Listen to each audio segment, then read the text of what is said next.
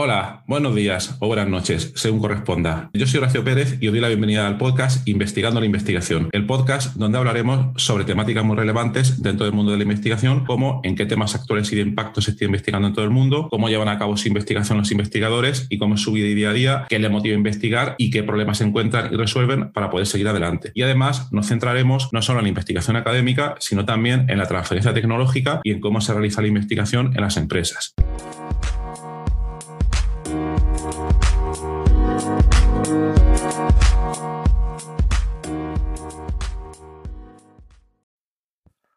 Hola, hoy es martes 22 de marzo de 2022.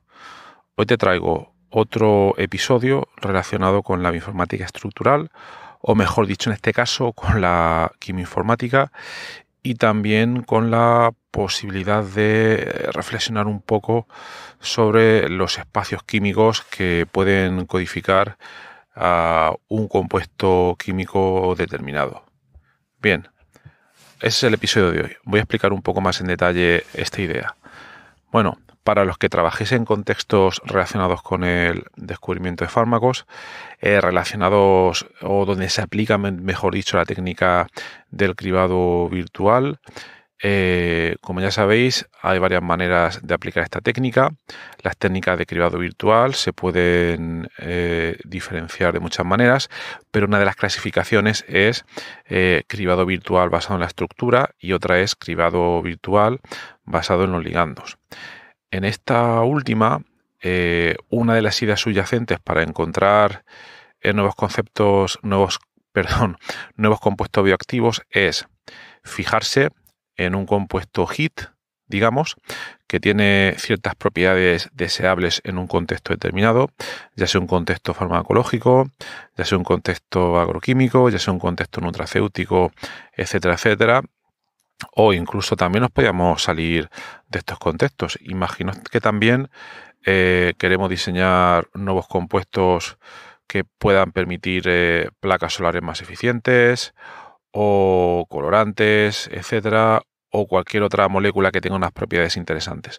Porque, como os he comentado en otros episodios anteriores, es importante sacar la idea de cribado virtual cuando se pueda, porque es una exploración química de los contextos más clásicos de las interacciones proteína-ligando. Entonces, en alguno de los casos que acabamos de comentar, nos saldríamos claramente de esos contextos proteína-ligando, claramente en los casos, por ejemplo, de las células solares, los colorantes, o también en otros temas interesantes a nivel tecnológico, las baterías, los Metal Organic Frameworks, no me sale ahora la palabra en español, lo siento, o muchos otros casos.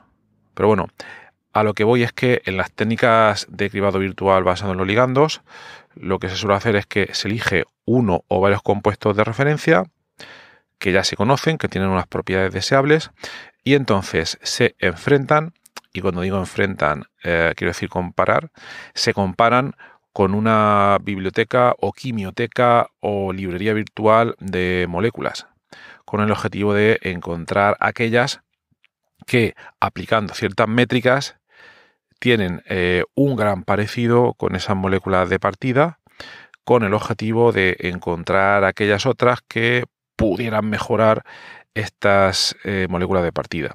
Obviamente podían potencialmente tanto mejorarlas como empeorarlas.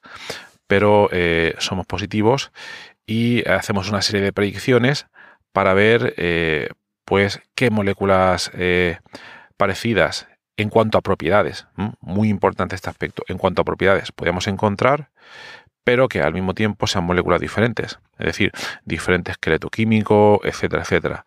¿Por qué diferente esqueleto químico? Pues puede ser por múltiples razones.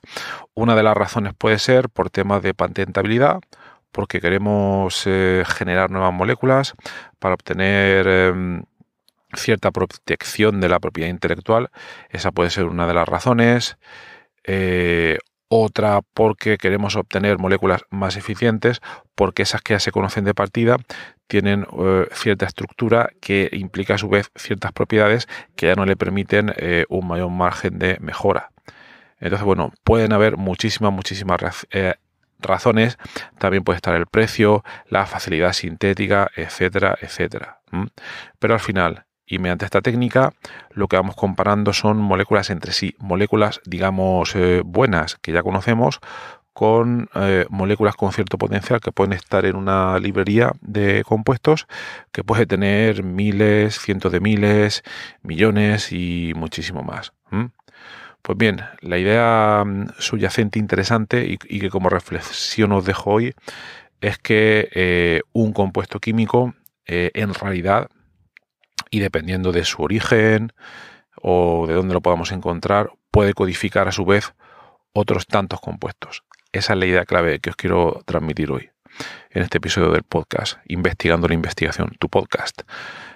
¿Por qué pueden codificar varios otros compuestos? Porque fijaos, vamos a suponer que con esos compuestos de partida hacemos un cribado virtual basado en ligandos y encontramos otras ciertas moléculas en esa librería que tienen cierto parecido.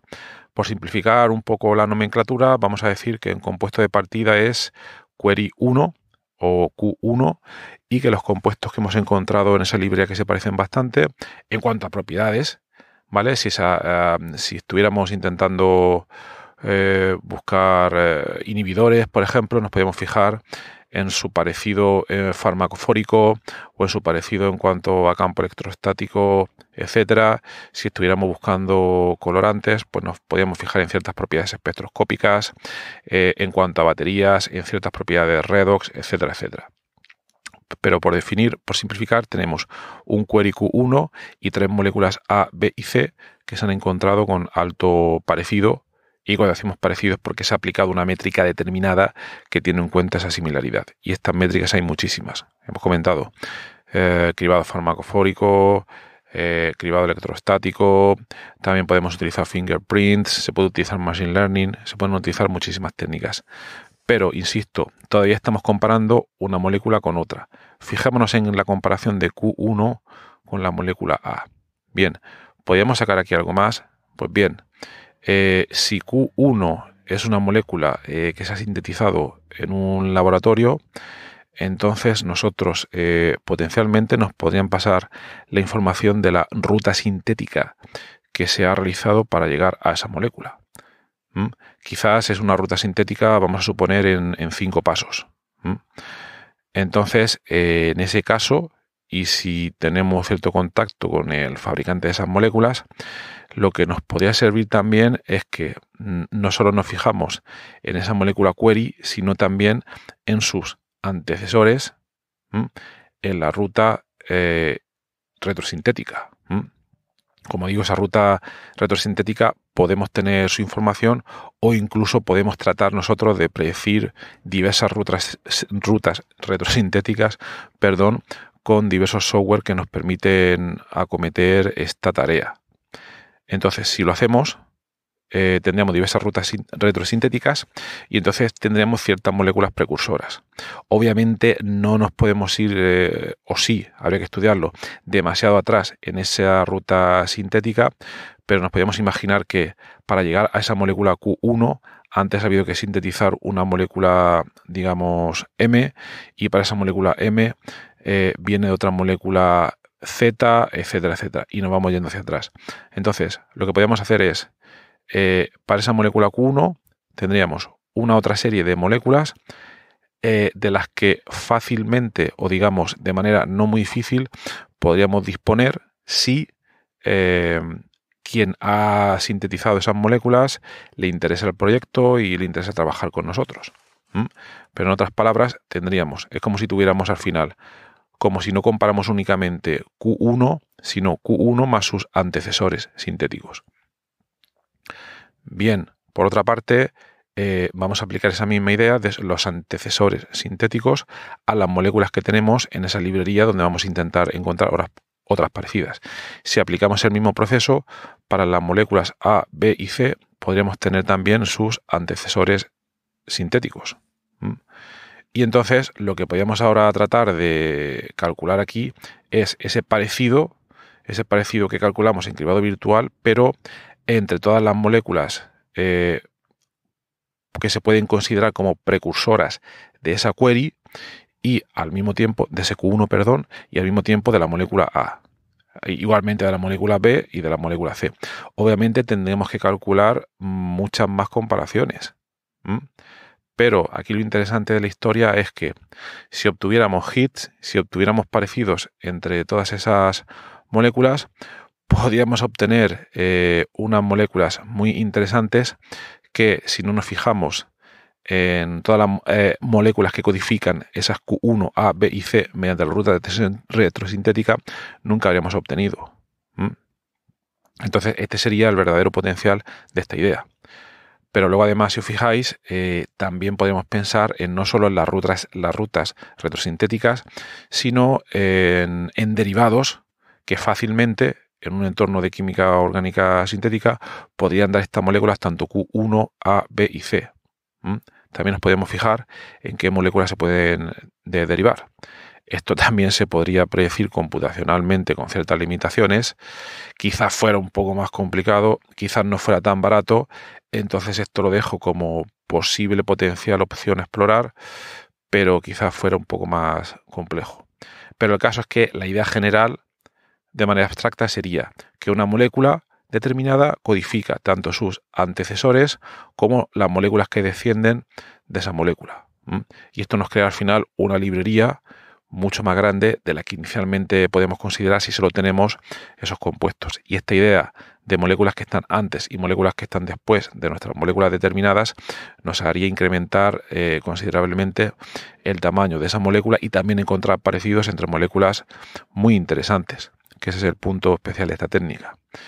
Luego hemos hablado de rutas retrosintéticas, pero quizás esta idea también se podría aplicar a moléculas que participan en ciertos procesos biológicos in vivo y donde el metabolismo juega un fuerte papel, y entonces aquí igualmente nos podríamos ir hacia adelante y hacia atrás en las moléculas que digamos generan esta otra molécula o las que esta puede generar después, teniendo en cuenta todas las posibles reacciones que se pueden dar dentro de la célula o en un sistema in vivo. Y podríamos hacer el cálculo de la misma manera. Aquí nos meteríamos en temas de metabolómica, y esta metabolómica nos podría ayudar a predecir pues qué otras moléculas puede codificar igualmente esas moléculas que nos interesan, tanto la Q1 como la A, B, C. Esta información metabolómica a veces podemos tener fácil acceso, a veces no, pero si podemos usarlo sería una base importante para obtener todos esos nuevos parecidos. Bueno, pues no quiero que se haga más largo el episodio, os lo dejo aquí. Espero que os haya resultado interesante la idea. Creo que tiene bastante potencial para ser explorada y creo que a su vez puede interesar el explorar muchas otras maneras de ver qué otras moléculas, que ya no solo nos limitaríamos a procesos de síntesis o metabolómica, etcétera, sino una propia molécula por muchos otros caminos, métodos, maneras o contextos podría codificar. Entonces esa sería la idea. Al final ampliamos de manera drástica el espacio químico que representan esas moléculas, y al ampliar ese espacio químico podríamos obtener relaciones totalmente inesperadas y muy útiles. Bueno, pues espero que os haya sido interesante. Ha sido un episodio un poco más abstracto de lo normal, pero si estáis en el campo y trabajáis en él, yo creo que podéis verle potencial de aplicabilidad. Bueno, que tengáis un maravilloso martes y hasta luego.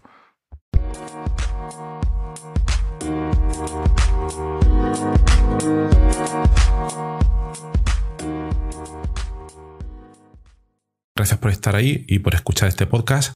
Os recuerdo que en la nota del episodio tenéis los detalles sobre muchas de las cosas que hemos hablado hoy, y también un formulario donde, si quieres, puedes opinar sobre el podcast, para bien o para mal, como quieras, estás en todo tu derecho, y también sugerir, si quieres, un próximo entrevistado o tema que está relacionado con la investigación, claro, pues tu opinión me parece muy importante, tanto a mí como a toda la audiencia de este podcast que va creciendo y que va contando muchas cosas interesantes. También comentar que si te interesa alguna de las técnicas que hemos mencionado hoy de manera muy breve en el podcast. Me puedes contactar directamente y te puedo dar más detalles.